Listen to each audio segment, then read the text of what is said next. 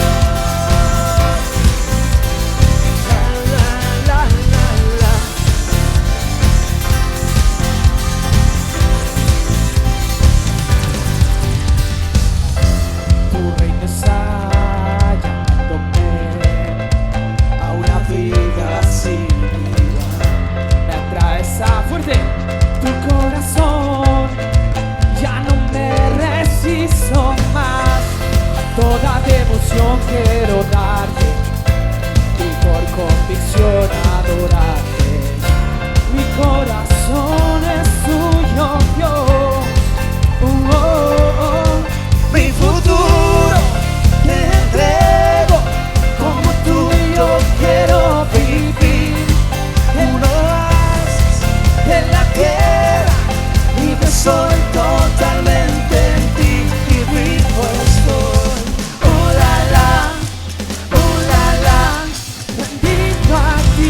Yo libre soy, oh la la, bendito a ti, yo libre soy.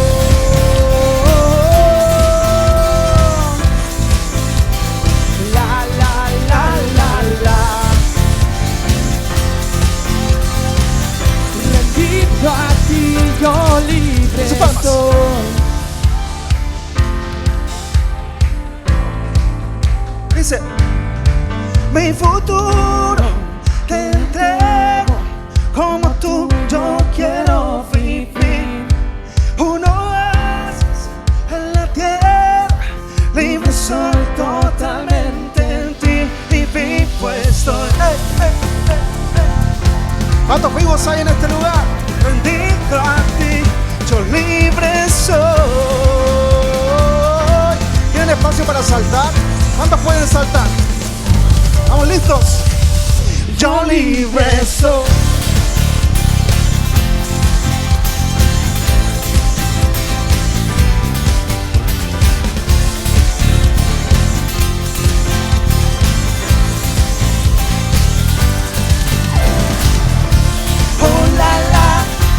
Oh la la, bendita a ti, yo libre soy. Oh la la. Oh la la, bendita a ti, yo libre soy.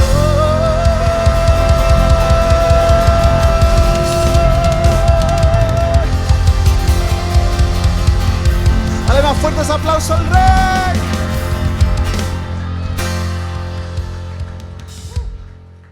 Amén. Un lujo como siempre, los muchachos. Los honramos y damos gracias, Señor, por este lindo equipo. Este lindo equipo que que nos representa en esta hora en la alabanza, que nos hace conectar con la presencia del Señor. Gracias, muchachos. Por supuesto hay más. Este es un equipo conformado por varios chicos más y bueno, ahí ellos se van organizando de tal manera que por supuesto vayan haciendo ese relevo, que siempre es bueno. Honramos a quienes están desde temprano en este lugar, haciendo todo el montaje, el aseo, preparando este lugar para que podamos estar juntos, para que podamos tener una oportunidad como esta. Le damos la bienvenida a todos los que están, a Melody que está con nosotros. Melody por primera vez acá, ha conectado en Zoom, bienvenida, eres bienvenida, así como también a cada uno de ustedes. Qué bueno verte, Carito, así como a cada uno de ustedes, bienvenidos todos siempre a la casa del Señor o a la sede del Señor. Esta es Cachito dijo, esta sede es de Dios y de Cachito. Así que bienvenidos a la sede de Cachito. Muy bien. Pareciera que para algunos marzo llegó, pero con muchas cosas. ¿Para cuántos marzo como que le pusieron el pie al acelerador un poquito? Quizás a algunos no todavía. Para mí no marzo, fue terminando febrero. Ya comenzamos con muchas cosas, con muchas tareas, pero feliz y sobre todo, bueno, también de tener un tiempo como este, porque junto al liderazgo hemos determinado y apartado este momento, justo cuando comenzamos en marzo, cuando tienden a aumentar las actividades, a veces las demandas, vuelven al colegio los hijos y bueno, hay un sinfín de responsabilidades. Con el liderazgo hemos convenido en poder usar este tiempo especial para poder orar por tu vida, para poder ungirte tal como cantaban los chicos ahí también en la canción. Poder ungir con aceite. Sí, si bien es cierto, esta es una costumbre que la vemos en la Escritura. El aceite se usaba para muchas cosas en la Biblia. Incluso los hombres de guerra revestían con aceite su escudo para que de pronto cuando las flechas en una batalla, una flecha de fuego golpeara contra el escudo, resbalara nomás. Se usaba también como un ungüento medicinal, pero asimismo también era como se usaba en el ámbito religioso. En la Escritura se usaba para ungir, se ungieron reyes, se ungieron profetas, se ungieron reyes, profetas, sacerdotes, como un acto simbólico de un llamado profundo o de una espiritualidad profunda. Y la verdad que nosotros también en este encuentro hemos querido darle una connotación también a lo que es el símbolo del aceite en la Escritura, que viene a simbolizar uno de los símbolos del Espíritu Santo, de la presencia del Espíritu Santo. Y wow, que necesitamos cada día del Espíritu Santo. Sí, lo necesitamos. Y bueno, hoy quiero compartir con ustedes a continuación un mensaje. Y los chicos me van a ayudar al parecer ahí atrás, ¿cierto? Con las presentaciones. Te pido ahí que cuando quieras pasamos a la primera imagen. La primera imagen comprende el título de mi mensaje. ¿Sí? No, vamos a esperar ahí. Pero mientras tanto voy a avanzar acá. Ahí enseguida van a colocar los chicos la presentación, pero he titulado el mensaje de hoy, El otro carpe diem. El otro carpe diem. Claro, un tanto poético, ¿sí?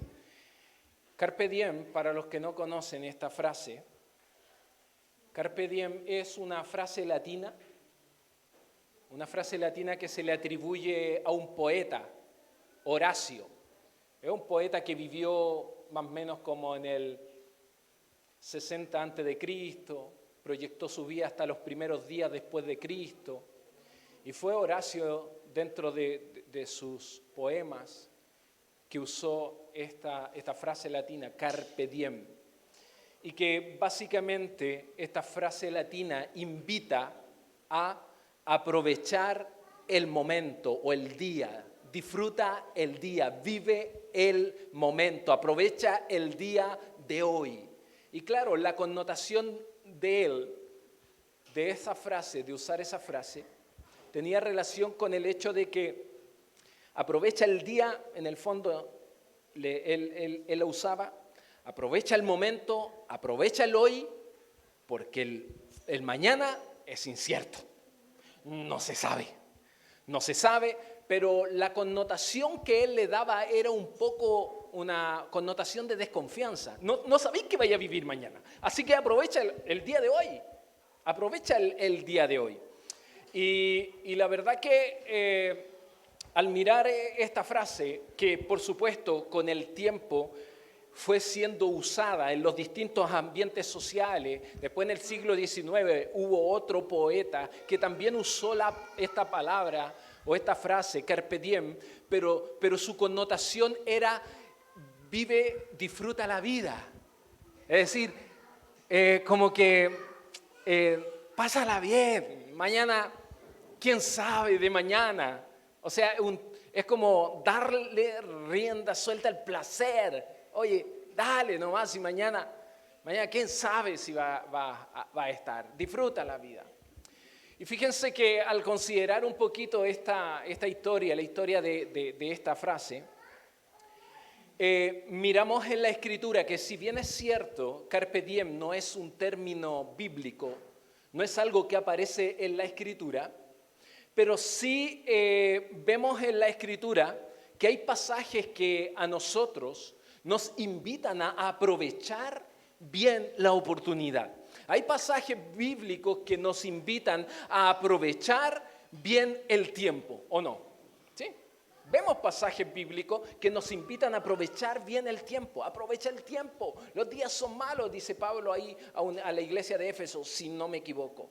Y saben, un ejemplo paradigmático es Jesús. De aprovechar bien el tiempo, de aprovechar bien el momento. Y es por eso que cuando vemos a Jesús iniciando su ministerio, lo vemos a Él viviendo su ministerio con mucha intensidad, viviendo el presente con mucha intensidad. Él disfrutó, pero también todos nosotros estamos conscientes de que Él también sufrió. Sí, el Señor también sufrió.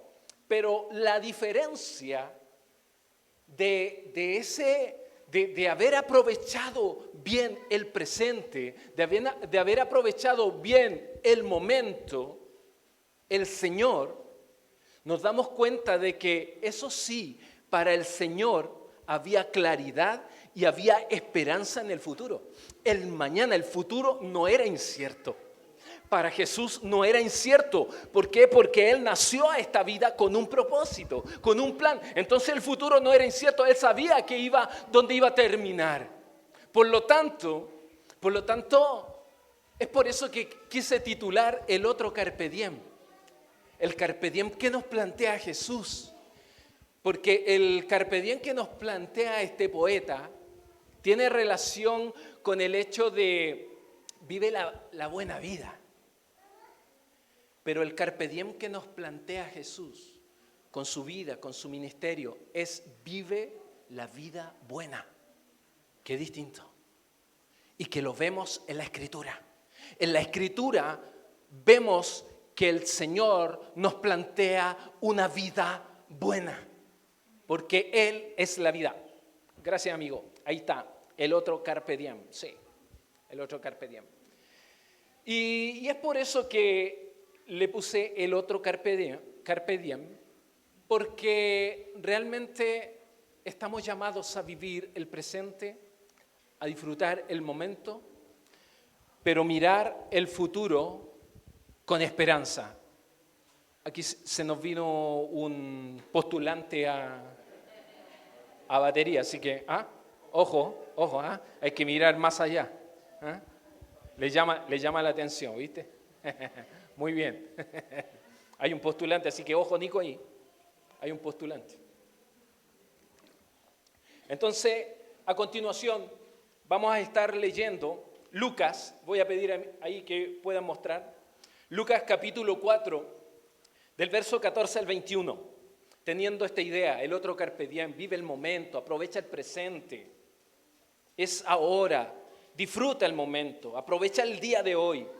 Veamos qué nos dice Lucas. Este Lucas a mí me encanta, es uno de mis escritores favoritos, Lucas, sobre todo porque no era judío y es el único que no era judío que queda registrado en el Nuevo Testamento. Y más encima se manda 2 tomos, Lucas y Hechos, o sea, un grande. Si nosotros le debemos el nacimiento de Jesús a Lucas. Lucas lo menciona así de manera tan detallada. Sí, es tremendo este investigador, este médico. Habla de tantos milagros del Señor que porque él realmente que había tenido un encuentro con el Señor, dijo, hey, yo que soy médico, que uso tal vez la medicina, pero acá hay un médico de médicos. Entonces, la verdad que es extraordinario. Lucas cuenta la historia que Lucas nació en Antioquía de Siria, así que probablemente él era sirio. Imagínate, sirio. ¿Qué es lo que es Siria hoy día? Sin embargo, de ahí salió buena gente. Es como cuando alguien dijo, ¿podrá salir gente buena de Belén? No se creía que podía salir gente buena de un lugar tan menospreciado, tan pobre, tan segregado. Sin embargo, de ahí salió el Señor. Por eso, de pronto no tenemos que menospreciar a nadie, porque de pronto puede estar ahí un líder, puede estar ahí un gran hombre o una gran mujer de Dios. Amén. Dicho esto, vamos a dar lectura. Entonces Jesús regresó a Galilea lleno del poder del Espíritu Santo. Las noticias acerca de él corrieron rápidamente por toda la región. Enseñaba con frecuencia en las sinagogas y todos lo elogiaban. Cuando llegó a Nazaret, la aldea donde creció, fue como de costumbre a la sinagoga el día de descanso. O sea, era costumbre para el Señor. Él había crecido. Ya a los 12 años ya podía él visitar la sinagoga. Y siempre que creció y se destacó también. Cuando llegó... me perdí. Ya, ahora sí. No voy a ser más alto, si no me voy a perder. Contando. Ya. Dice... Cuando llegó a Nazaret, verso 16, la aldea donde creció, fue como de costumbre en la sinagoga el día de descanso y se puso de pie para leer las Escrituras. O sea, era una costumbre que invitaran a gente y a cierta gente le hacían leer la Escritura ahí en la sinagoga, que significa asamblea. Le dieron el rollo del profeta Isaías. Jesús lo desenrolló y encontró el lugar donde está escrito lo siguiente. Ese encontró, no crean que el Señor abrió el rollo y dijo, a ver, aquí vamos a leer. ¿Por qué se lo digo? Porque yo me he topado con cristianos que abren la Biblia y ponen el dedo y así hay que predicar. ¿Qué es eso? Esto no es azar, esta es la palabra de Dios. Hay mucho que enseñar. Leámosla y compartamos esa riqueza. ¿Ya? Verso 18, el Señor desenrolla, abre y encuentra el lugar donde está escrito lo siguiente. El Espíritu del Señor está sobre mí porque me ha ungido para llevar la buena noticia a los pobres, me ha enviado a proclamar que los cautivos serán liberados, que los ciegos verán, que los oprimidos serán puestos en libertad y que ha llegado el tiempo del favor del Señor. Lo enrolló de nuevo, se lo entregó al ayudante y se sentó. No crean que el Señor leyó, por ejemplo, hagamos uso de la imagen, leyó y se fue a sentar. No, era costumbre allá, en esos tiempos, cuando tú te sentabas era porque ibas a comenzar el sermón. Es decir, porque el texto continúa diciendo, todas las miradas en la sinagoga se fijaron en él, porque él se sentó para explicar. Él iba a hablar, él iba a decir algo. Gracias, Mike. ¿Cómo salgo ahí? ¿Sí? ¿Bien?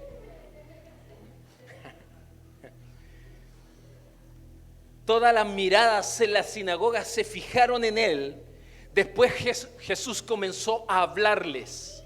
La escritura que acaban de oír se ha cumplido este mismo día, dijo el Señor. Este mismo día, carpe diem. Hoy, en este momento, en el presente, se ha cumplido. Oremos. Señor, te damos gracias por la lectura de tu palabra, gracias por este tiempo, gracias por este momento, gracias por regalarnos el presente. Queremos disfrutarlo a concho, queremos, Señor, aprovechar esta instancia y todo lo que tú tengas en esta hora para comunicarnos. Espíritu Santo, solamente lo que tú quieras decir. Sí, tú eres el maestro, sí, tú eres nuestro ayudador, eres el que ha venido para que con su gracia podamos fluir en el propósito de Dios. A ti toda la gloria en el nombre de Jesús. Amén. Fíjense que este evento o este episodio que recientemente leí, fíjense que ocurrió más tarde. Ocurrió más tarde mirándolo cronológicamente. Es un pasaje que también, si tú ves Mateo 13, lees Marcos 6, también está, pero un poco más reducido. ¿Por qué? Porque a eso se le llama los sinópticos, es decir, ven un acontecimiento, está Mateo, está Lucas y está Marcos. Están mirando el mismo acontecimiento, pero centran su atención en distintas cosas. Pero los tres hablan de eso. Sin embargo, Lucas quiso registrar al principio del ministerio del Señor, porque ¿saben? Ya había comenzado el ministerio del Señor, ya había comenzado. Dicen los estudiosos que ya llevaba como un año de ministerio. Es por eso que en el verso 14 nosotros vemos que dice que Jesús regresó a Galilea ya lleno del Espíritu Santo. Las noticias acerca de él corrieron rápidamente, enseñaba con frecuencia en la sinagoga, todos lo elogiaban, es decir, ya había comenzado el ministerio del Señor. Sin embargo, Lucas lo quiso colocar ahí antes. ¿Por qué? Porque Lucas, la intención no es dar a conocer su obra, su evangelio, a los gentiles, a los no judíos, de una manera cronológica, sino que él tiene una proyección más bien teológica. Y dentro de lo teológico, es decir, teología, estudio de Dios, para los que no entienden, me puedan entender, es importante para Lucas tener claro y marcar desde un principio quién era Jesús. ¿Por qué? Porque su audiencia eran gentiles, no eran judíos. Eran gentiles, eran como los paganos, eran los que no tenían lugar en el reino de Dios según los hebreos, los judíos.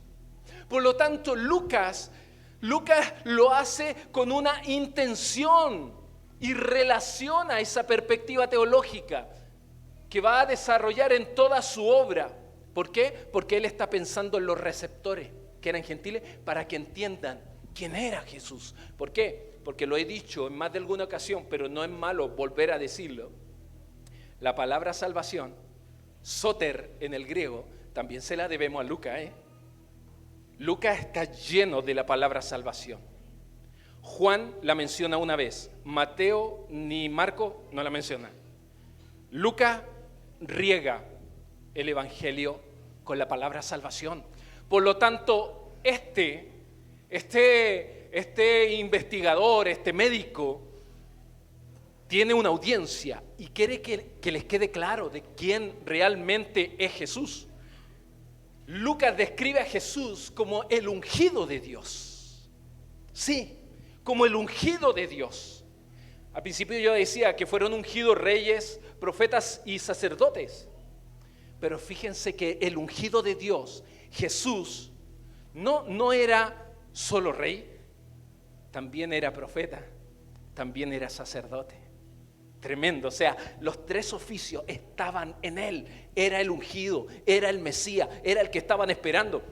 Por eso cuando los reyes magos fueron a ofrecer, cuando había nacido, ¿qué ofrecieron? Oro, incienso, mirra. ¿Tú sabías que esos símbolos, el símbolo del oro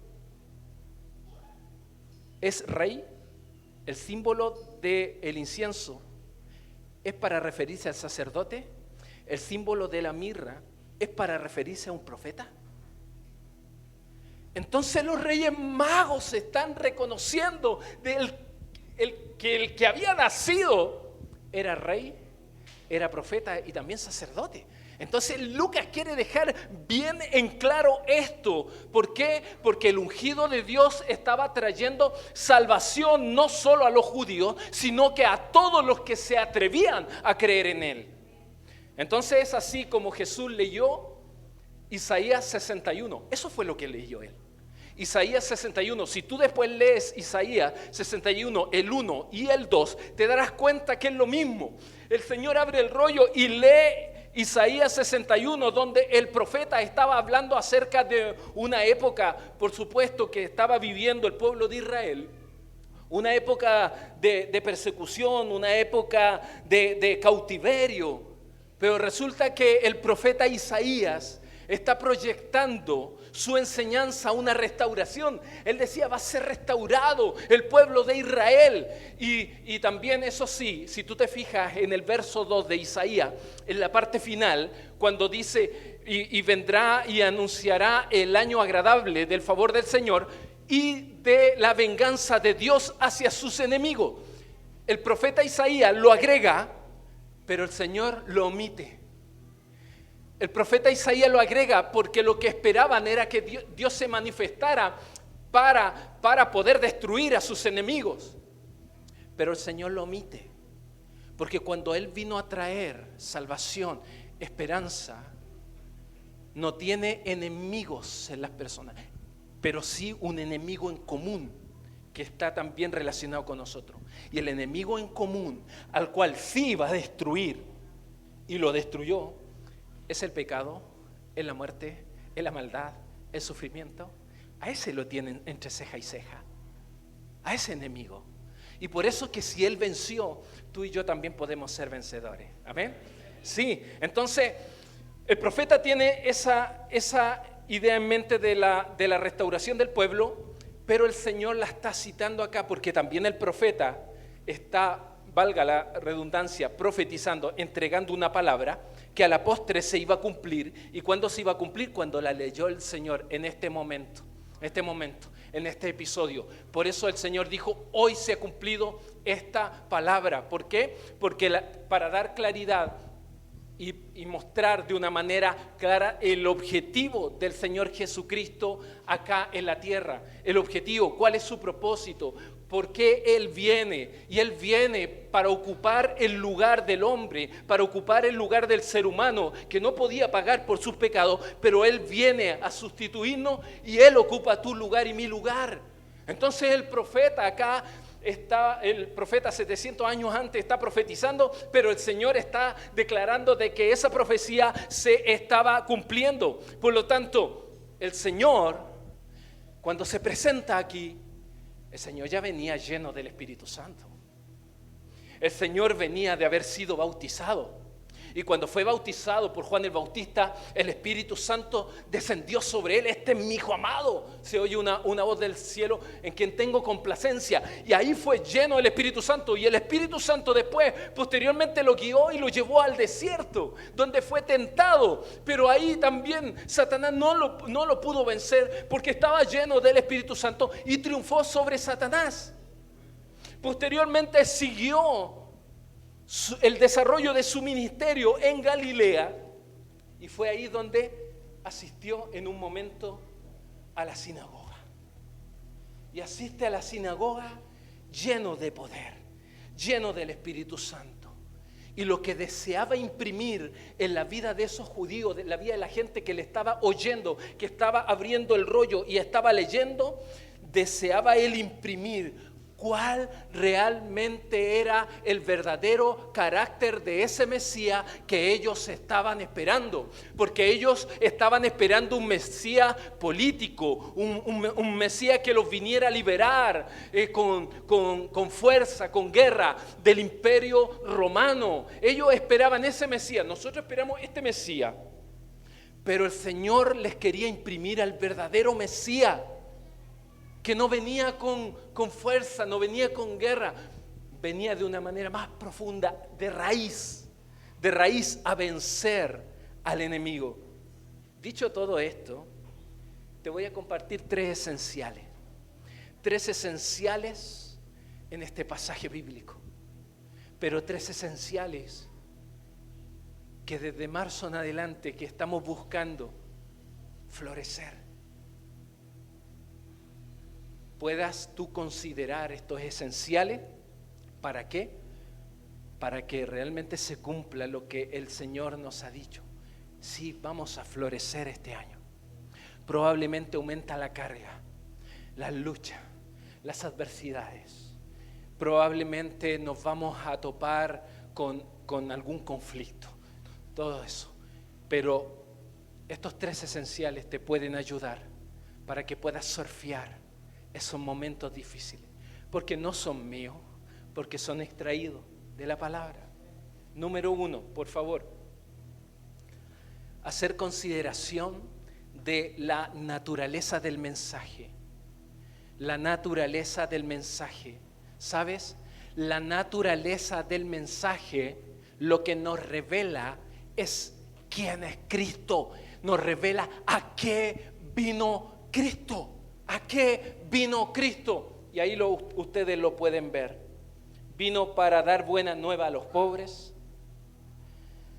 los cautivos, que los cautivos sean liberados, los ciegos, que los ciegos puedan ver, que los oprimidos sean puestos en libertad, anunciar el año del favor del Señor, a dar buena nueva a los pobres. Galilea, Nazaret, pobre. La gente pobre. Era pobre. Era como una pequeña aldea totalmente menospreciada, porque había pobreza literalmente. Pero la connotación de cuando viene a dar una buena nueva a los pobres, aquí la palabra no solamente está asociada a lo económico, sino también al tema espiritual. Tiene que ver con los que tienen una necesidad real. Aquellos que están sin Cristo, la Escritura los llama pobres. Son pobres en espíritu.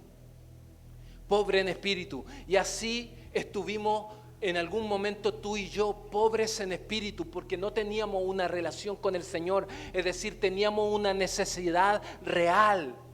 Esa gente tenía una necesidad real y el Señor vino ¿para qué? Para saciarla. Dice que habla de los cautivos serán liberados. Esa palabra cautivo tiene que ver a uno que ha sido tomado por la lanza, es decir, denota literalmente a alguien que está preso, a alguien que está en un cautiverio. Tanto en el Antiguo como en el Nuevo Testamento significa un prisionero de guerra, alguien que ha perdido la libertad, alguien que está en una condición, está atrapado, su vida está encarcelada, por lo tanto la condición en la que se encuentra es una condición miserable. Pablo en un momento cuando describe su vida alejada del Señor, la describe como siendo un miserable, un prisionero. No puedo hacer lo que yo quiero porque realmente no tengo esa libertad. Sin embargo, acá nos dice que El Señor cuando vino, Él vino a darle la libertad a los que estaban en ese cautiverio. Y esa palabra libertad en el original es sinónimo de salvación. Es sinónimo de salvación. El Evangelio no solo proclama libertad, el Evangelio del Señor te pone en libertad. Tú y yo hemos sido liberados. Pero ojo que probablemente con la experiencia que tenemos en nuestro cristianismo, todavía quizás sigamos presos a algo o hayan cosas que nos tienen todavía cautivos. Y es algo que nosotros debemos considerar. ¿Por qué? Porque Cristo vino para darle libertad a los que están cautivos. Los ciegos verán, dice, y literalmente porque ya había comenzado su ministerio y había sanado a ciegos, ¿sí? Y resulta que la ceguera era una enfermedad habitual en Palestina. Pero acá la palabra está hablando ya sea de manera literal como metafórica, porque también la Escritura describe ciego a aquellos que están en pecado, que han sido atrapados en el pecado. También habla de que están ciegos. ¿Podrá un ciego guiar a otro ciego? Los dos se van a caer a un hoyo, dice en un momento el Señor, y habla de eso. Pero puede ser ya sea físico como también espiritual, pero cualquiera sea, el Señor trae sanidad. Sí, cualquiera sea. También mencionas a los oprimidos. Los oprimidos serán puestos en libertad. Literalmente, una persona oprimida o la palabra oprimido significa golpear a través de, desmenuzar, romper en pedazos, quebrantado de corazón. ¿Acaso no nos encontramos en algún momento en esa situación, en esa sensación? ¿Acaso en algún momento de nuestra vida no hemos sido golpeados por alguna circunstancia, por alguna desgracia que nos ha quebrantado, que nos ha roto? ¿Acaso no en esa condición llegamos a Cristo?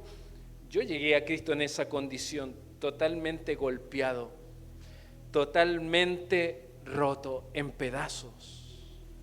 Así llegamos a Cristo. Pero qué hermoso es saber que el Señor tiene libertad para los oprimidos, para los que se sientan oprimidos, oprimidos por las adversidades, oprimidos por la desgracia. El Señor tiene libertad. Y finalmente dice ahí, anunciar el año del favor del Señor. Si bien es cierto, ahí se está refiriendo al año del jubileo que celebraba el pueblo de Israel. Después, los que anotan, si quieres anotar, lee Levítico 25. Ahí en Levítico 25 habla acerca del año de jubileo que celebraba el pueblo de Israel. Cada 50 años celebraban el año de jubileo, donde tenían que hacer descansar la tierra, donde a la gente se le condonaba sus deudas, donde como que todo volvía a cero, el año de jubileo. Claro, ellos antes lo que hacían era cada 6 años, el Señor le dijo, cada 6 años, el año séptimo va a ser año sabático. Vas a dejar descansar la tierra, no vas a meter a gente ahí, sino que vas a descansar y de lo que pueda florecer, de eso vas a vivir. Pero yo te aseguro, dice el texto, le dice Dios a Moisés que está en el Sinaí, yo te aseguro que si tú sigues mis instrucciones y que la obedeces, en todo ese año sabático no te va a faltar, vas a vivir en abundancia. ¿Por qué? Porque en el 6º año, antes de que vayas a descansar, te daré abundancia. ¿Lo puedes leer? ¿Lo puedes leer? Entonces imagínense, el pueblo de Israel vivía el año de jubileo cada 50 años. Pero el año del favor del Señor está hablando de que Cristo vino para establecer un jubileo, pero permanente en la historia, No algo temporal, no algo de año, algo para siempre y basado en la práctica del amor y de la justicia. Es decir, el ser humano puede ser aceptado por Dios, el ser humano puede volverse a Dios y Dios lo recibe con los brazos abiertos. Y hace aquí un llamado a la gente a volverse a Dios, a volverse a Dios. Entonces, mis queridos, ¿por qué desgloso así un poquito más esto que está leyendo el Señor? Porque esto en resumen es el mensaje. Este es el mensaje que te ha transformado a ti, me ha transformado a mí, y el Señor quiere seguir transformando a la gente. La naturaleza del mensaje no puede cambiar, porque el Señor vino a ese tipo de gente, a los pobres, a los que están cautivos, a los que están ciegos, a los que se encuentran oprimidos. Y el Señor quiere que tú y yo sigamos anunciando el año del favor del Señor que comenzó en ese tiempo y no ha terminado, no ha finalizado. Es algo que tú y yo seguimos gozando hasta el día de hoy. Jesús es el mensaje. Jesús es el mensaje. Él estaba leyendo de lo que ya había comenzado a hacer. Él estaba enseñando. Él ya había dado vista al ciego. Estaba sanando y estaba libertando a los que estaban cautivos, a los que se sentían oprimidos. Él ya lo estaba haciendo. Y hoy día lo quiere seguir haciendo. Y tú y yo somos los mensajeros. El mensaje es Jesús. Los mensajeros tú y yo. Los mensajeros somos nosotros. Por lo tanto, debemos fluir hoy a la vida de otros. Debemos fluir. Y ¿saben? Tenemos que hablar con toda propiedad y autoridad. ¿Saben? Yo tendría vergüenza si tuviera que hablarle a alguien acerca de mí. Un chato que fue recogido por el Señor mandándose 1000 condoros. Si tuviera que hablarle de mí a la gente, me voy a resistir. Pero no podemos callarnos cuando hablamos de Jesús, porque Jesús realmente venció, Él triunfó, no hay nadie como Jesús. Es un personaje pero único, en Él se cumplió, Él es el Mesías, el Cristo, el ungido de Dios, el Rey, el profeta, el sacerdote que ha venido a traer salvación. Pero ¿quién se los va a comunicar? ¿Tiene que venir Jesús de nuevo? No, la iglesia, tú y yo. Por eso estamos aquí. Por eso estamos aquí, para comunicarlo, pero comunicarlo abiertamente, con autoridad. En segundo lugar, amigo mío, el segundo esencial es la reacción del mensaje. Primero, la naturaleza del mensaje. En segundo lugar, la reacción del mensaje. Leo verso 22, dice ahí: todos hablaban bien de él y estaban asombrados. ¿Cuándo? Cuando el Señor enrolla, lo entrega y se sienta. Y ahí todos hablaban bien de él y estaban asombrados de la gracia con la que salían las palabras de su boca. ¿Cómo puede ser?, preguntaban. ¿No es este el hijo de José? ¿Acaso este no es el cabro chico que se crió entre nosotros? ¿Acaso este no era el hijo del carpintero? Marcos detalla un poco más y dice: ¿de dónde sacó toda esta sabiduría y el poder para realizar semejantes milagros? Y se burlaban. Es un simple carpintero, el hijo de María y hermano de Santiago, José, Judas y Simón, y su hermana viven aquí mismo entre nosotros. Se sentían profundamente ofendidos y se negaron a creer en él. Eso lo dice Marcos, quien detalla también un poco más. ¿Cuál fue la reacción al mensaje? ¿Cuál fue la reacción al Mesías?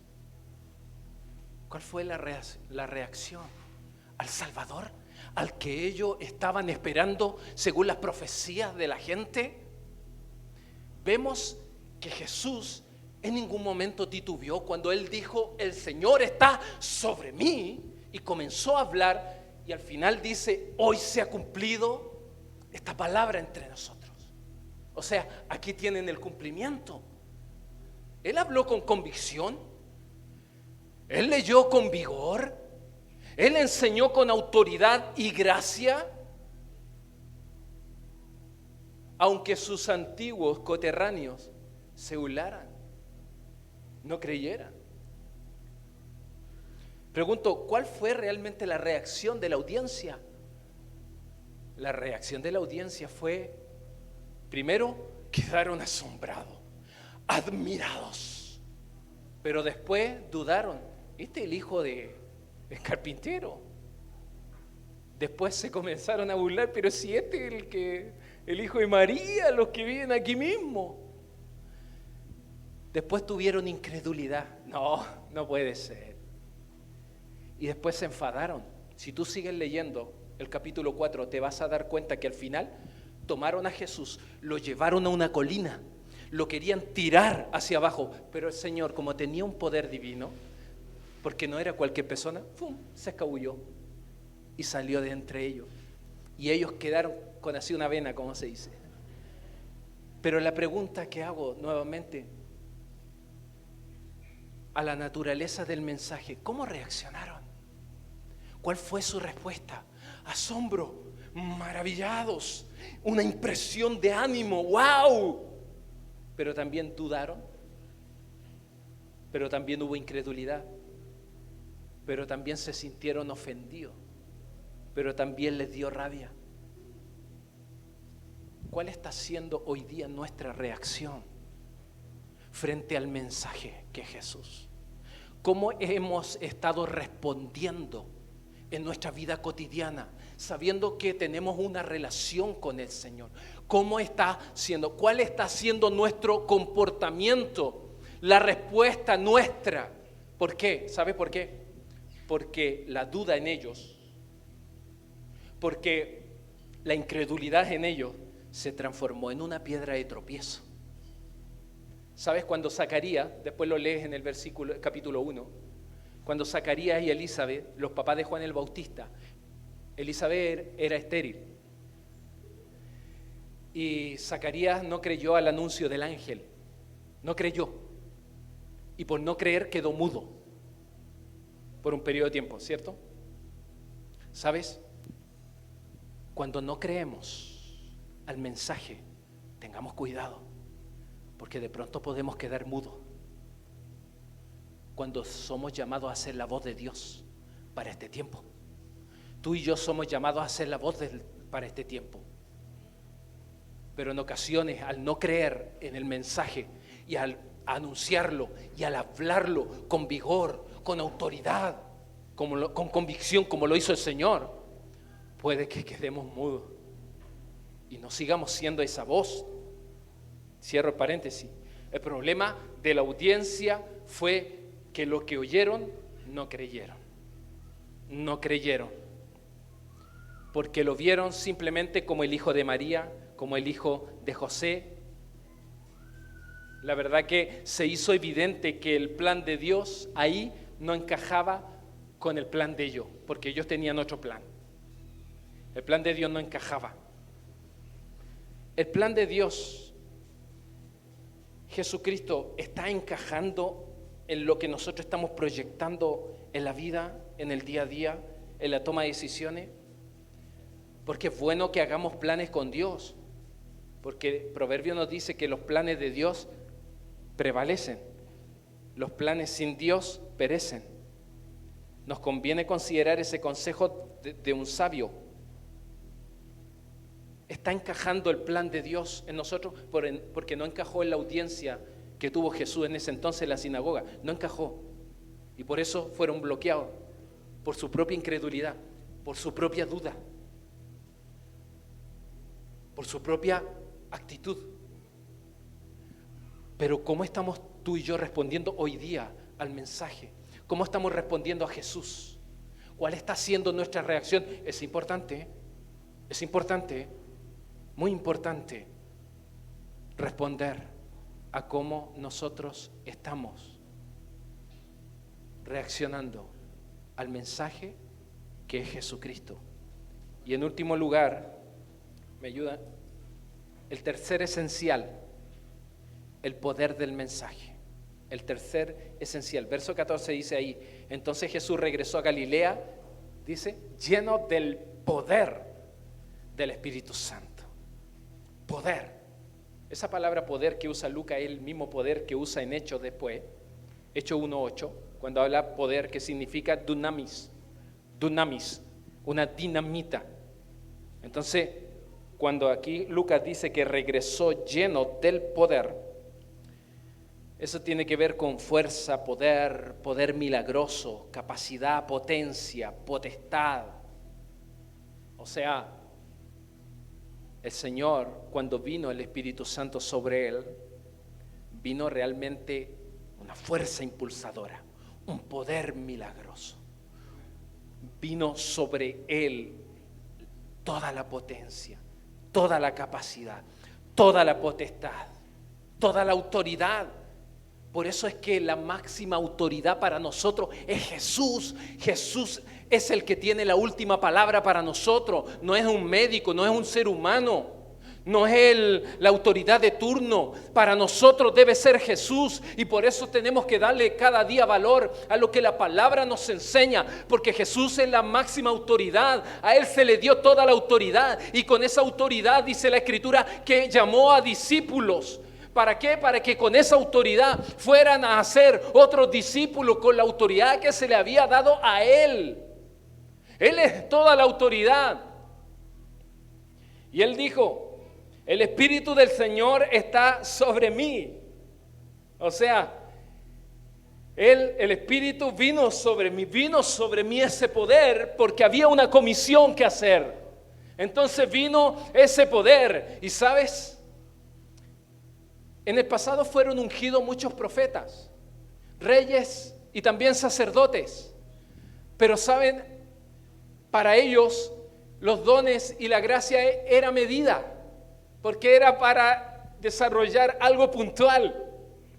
Pero cuando vino el Espíritu Santo sobre la vida de Jesús, ahí cuando Juan el Bautista lo está bautizando, vinieron todos los dones y vino toda la gracia sin medida, porque era el ungido de Dios, porque era el Salvador, porque era el Rey, porque era el sacerdote, porque era el profeta, era el cumplimiento de la palabra de Dios. El Salvador había venido, se estaba cumpliendo eso. Entonces, ¿qué nos hace pensar a nosotros? Que si el Señor necesitó el poder para poder cumplir, valga la redundancia, el propósito de Dios, ¿qué nos hace pensar a nosotros que no necesitamos el poder del Espíritu Santo? ¿Qué nos hace pensar a nosotros porque a veces el Espíritu Santo es como el amigo pobre de la Trinidad, porque ya el Padre, Jesús y Espíritu Santo, ¿y quién es? A veces como que no le damos mucho. Es como el agente que de pronto se queda helado. Pero no olvidemos que el Espíritu Santo es el que nos vino a sellar. El Espíritu Santo, el que te va a consolar cuando estés en problemas. El Espíritu Santo es el que te va a ayudar a sobreponerte a una desgracia, a una adversidad. El Espíritu Santo es el que te va a enseñar a poder seguir el camino de Cristo. El Espíritu Santo es el poder para que la iglesia pueda llegar a los corazones que hoy día están cautivos, a la gente que está ciega, a la gente que está oprimida, a la gente que está gritando, necesito libertad. Es el poder del Espíritu Santo. Y por eso Él dice, el Espíritu del Señor está sobre mí, porque me ha ungido. Y ahí está la palabra ungido, que significa ser consagrado, separado para tal obra y calificado para poder llevarla a cabo. O sea, se ha ungido el que calificaba para llevar a cabo. Me ha ungido, ha sido ungido, se ha consagrado, se ha separado para tal obra. Es decir, el Señor vino para cumplir una tarea. Vino el Espíritu Santo sobre él para cumplir una tarea. Fue consagrado, fue separado, calificaba para llevar a cabo una obra. ¿Acaso eso no es también lo que ocurre con nosotros? Y por eso viene el sello del Espíritu Santo cuando tú abres el corazón a Cristo. Cuando tú abres el corazón a Cristo y viene el Espíritu Santo, nos consagra, te está apartando para una obra. Aunque quizás por nuestros méritos no calificábamos, pero el Señor dice, en mi gracia califica, ven, en mi gracia califica, sí. Aunque tú sientas que eres indigno, no importa, aquí todos somos indignos, esto es gracia. Pero hay una gracia que se derramó sobre Jesús sin medida, y esa gracia quiso también ser derramada sobre tu vida y sobre mi vida. Entonces, la unción da a entender que Jesús había sido apartado y capacitado para una obra, que era la obra en ese entonces de salvación. El mismo llamado que tenemos que desarrollar nosotros hoy. Y mira, ya terminando, te leo Efesios 1:13. Efesios 1:13. Pablo le está escribiendo a la iglesia en Éfeso y le está hablando de las distintas bendiciones espirituales que tenemos en Cristo. Está hablando ahí netamente de identidad. O sea, netamente le está diciendo, ustedes antes eran extranjeros, ustedes no tenían lugar, eran gentiles y todo eso, pero sin embargo ahora sí son parte de la familia del Señor. Y dentro de todas esas bendiciones espirituales que Pablo está describiendo, les dice, y esto mismo sucede con ustedes. ¿Oyeron el mensaje de la verdad? O sea, la buena noticia de salvación, y creyeron en Cristo. Por medio de Él, Dios les puso el sello del Espíritu Santo que había prometido. ¿Ustedes que oyeron? ¿Ustedes que creyeron lo que oían? Los que estaban con Jesús escuchando cuando abrió el rollo, ¿creyeron? No creyeron. Se perdieron al Espíritu Santo en esa oportunidad. Pero ustedes que creyeron, que oyeron el mensaje de la verdad. ¿Quién es la verdad? Cristo. O sea, las buenas noticias de su salvación. Les traigo buenas nuevas a los pobres. Y creyeron en Cristo, les puso el sello. El sello. Es decir, hoy día Satanás sabe a quién le pertenece. Por eso a veces te cuestan más las cosas. Por eso te van a costar conseguir más las cosas que la gente de afuera. Ojo, a veces. ¿Por qué? Porque estamos en este mundo, pero no somos de este mundo. Nuestra ciudadanía está en el cielo. Este sistema está gobernado por Satanás. Pero ojo, que el Señor mostró que cuando estaba en la sinagoga, escuchó, ellos se ofendieron, pusieron barrera, lo tomaron, lo llevaron a una colina y se le escabulló. ¿Qué es lo que hace? Jesús triunfó frente a esa oposición. Entonces el Señor triunfa a pesar de nuestra oposición. Entonces tú y yo en esta vida vamos a tener problemas, vamos a tener conflictos, probablemente vayamos a sufrir.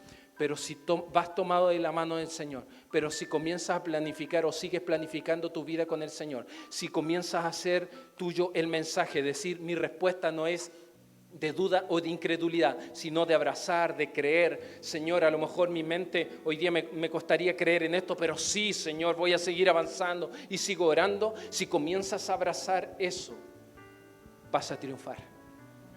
Sí, vas a tener una vida buena y no una buena vida. Carpe diem, pero es hoy día. Vive el momento, vive el presente. Termino con el último verso, por favor. La escritura que acaban de oír, Él dijo, el Señor, se ha cumplido este mismo día. Carpe diem. La escritura, la Reina Valera dice, hoy se ha cumplido esta escritura. El mensaje de salvación ya está.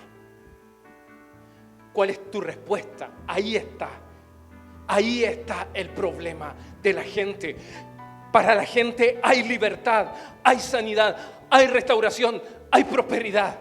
Pero la gente se resiste, pero la gente le da más lugar a un placer de momento que a la verdad eterna, que al mensaje que nunca perece.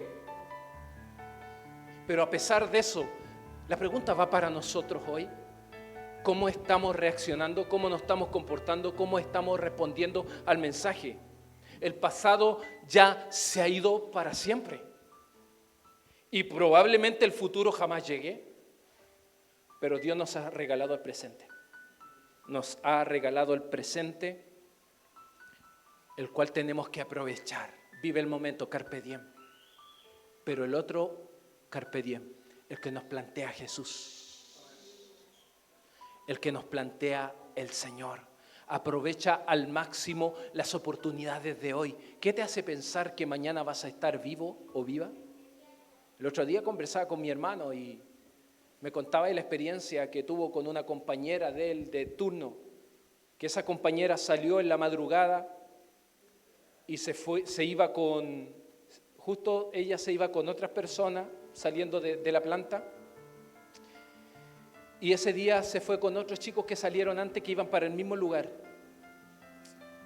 y salieron por la carretera, y creo que el conductor agarró velocidad para que no le diera rojo el semáforo del cruce de la Virgen, y le dio rojo antes, y justo salió un vehículo de acá, le pegó en la cola, ¡pah!, golpeó con un poste, la chica murió. Y los otros chicos están en shock. El chofer está en shock hoy. Y los demás todavía no se pueden componer, parece que se fracturaron.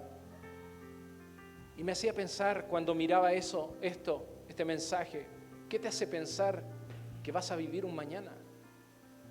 Ella pensaba volver a su casa. Los papás la estaban esperando y nunca llegó. Y nunca llegó.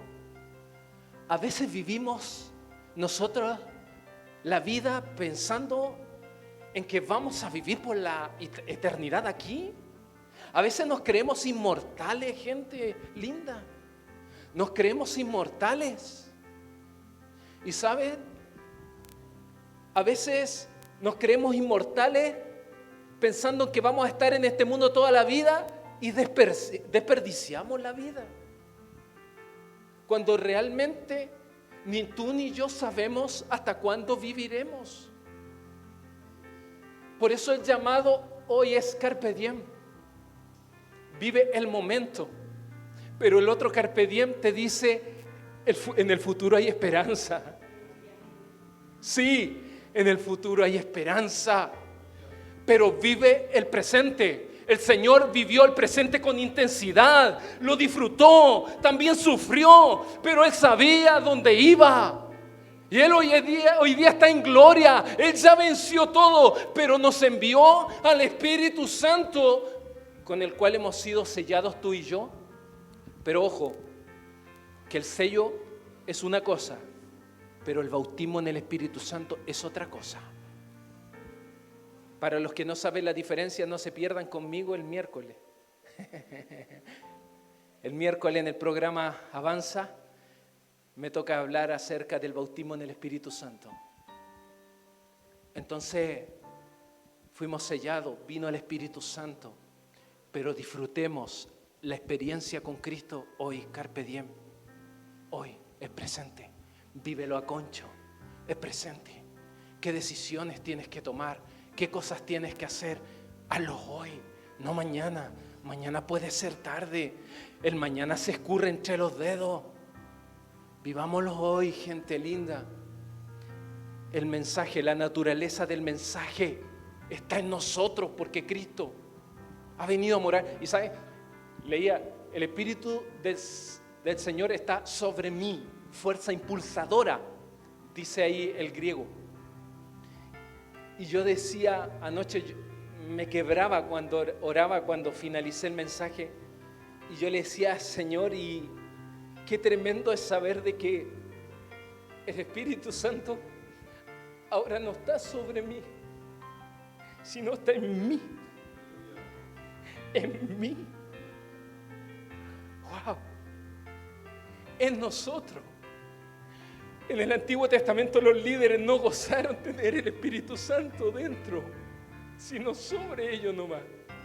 Sin embargo, tú y yo podemos disfrutarlo adentro. en nuestra vida. El Espíritu Santo sabe cuando necesitas ánimo y aparece por ahí algo que te anima. El Espíritu sabe, conoce tu vida y te quiere encauzar en Cristo. ¿Qué nos hace pensar que no necesitamos de ese poder? Es por eso que en esta hora no sabemos qué nos depara el mañana, si tendremos un mañana. Pero hoy día con el liderazgo Carpe Diem vamos a aprovechar y queremos vivir el presente. Y en ese presente es que queremos orar por tu vida.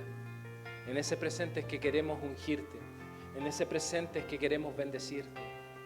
Sí, porque el Espíritu Santo te apartó para Dios. El Espíritu Santo te consagró para Él.